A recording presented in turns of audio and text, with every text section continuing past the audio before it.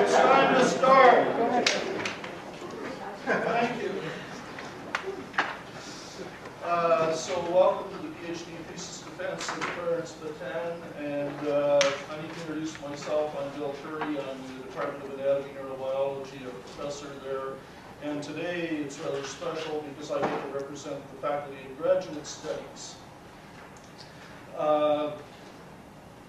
So Clarence is going to present his PhD thesis today and defend it.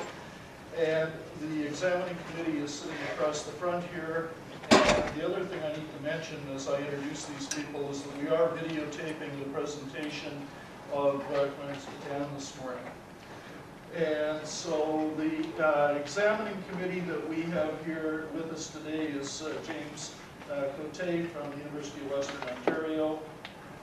We have Diane Looker from the University of Dalhousie University Department of Sociology, I believe.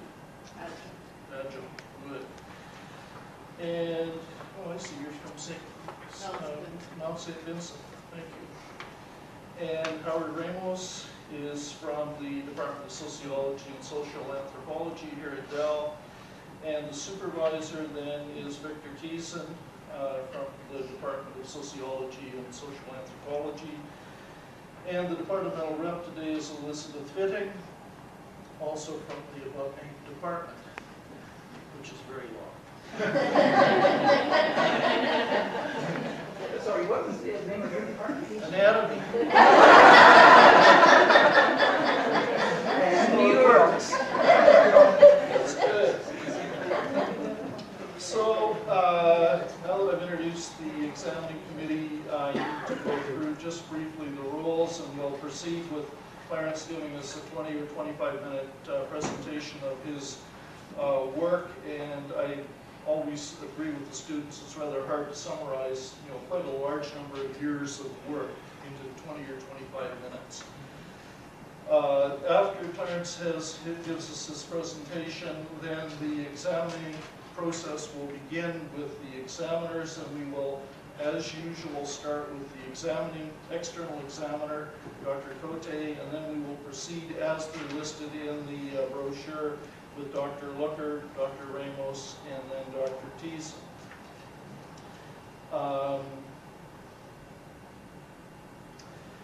We do have time limits on this. We have this room for 3 hours, so I'll try and keep things moving and not let any of the examiners talk too long.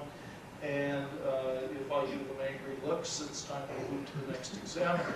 Or if they don't give you a break, I'll interrupt. And to keep things moving along.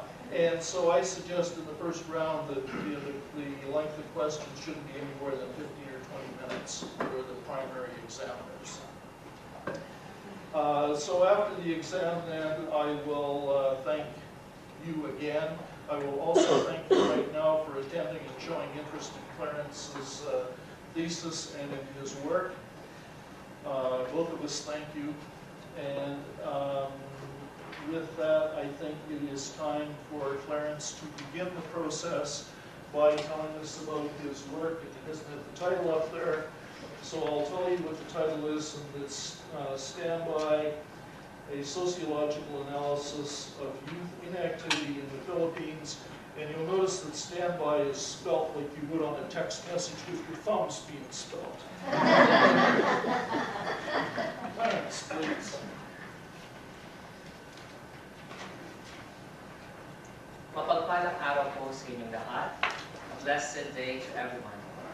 7 years ago, when I started my PhD studies here at Dalhousie University, I left my country, the Philippines, with 3 promises. First, I promised that I will do my best to learn and gain new skills in thinking and doing social sciences, particularly sociology of youth. Second, I promised that I will share my Filipino culture and never forget my Filipino social self and sensibility as I navigate my way into the complex and intricate academic world of Canadian higher education and Canadian culture. And third, I promised my parents that I will complete my studies. Today, I am honored by the presence of my examining committee and my dear friends, despite this horrible weather, who took time to witness this academic ritual of defending my thesis, which I consider a significant part in the fulfillment of these promises. For this presentation, I only have one goal, and that is to share my exploration of one Filipino local concept, Istambay. My thesis was all about one concept, where the main focus was to produce a sociological analysis of youth inactivity in the Philippines. After my presentation, just like the bookmark that I shared with you, I hope that you will remember the word Istambay, and whenever you see this term, it would mean something sociological to you. The major points of my presentation are the following. I was very ambitious when I started this dissertation project. My first grand research vision was to understand a variety of youth transitional processes in the Philippines.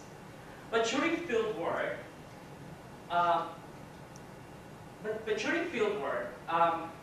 in the Philippines, I observed the tensions in the lives of my respondents who are neither in school nor working.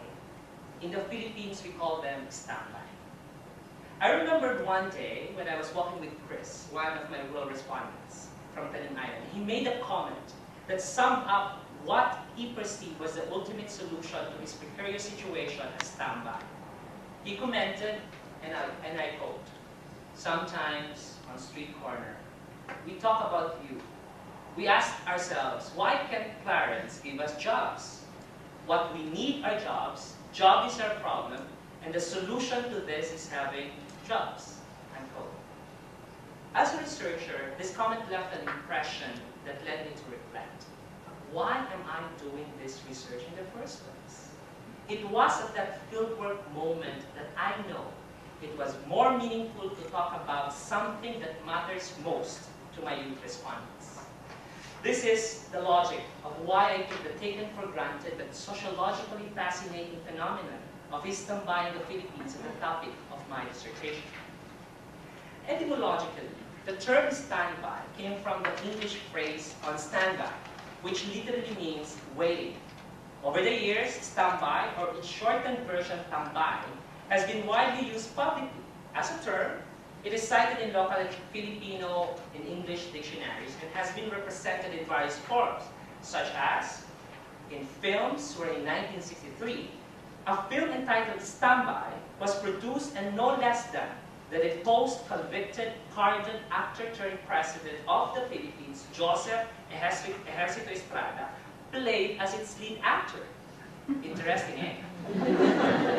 Istambay is also represented in photos, in paintings, cartoons, graffiti, commercial items such as bags, baseball cap, t-shirts, right? And there are also songs written about this Istambay.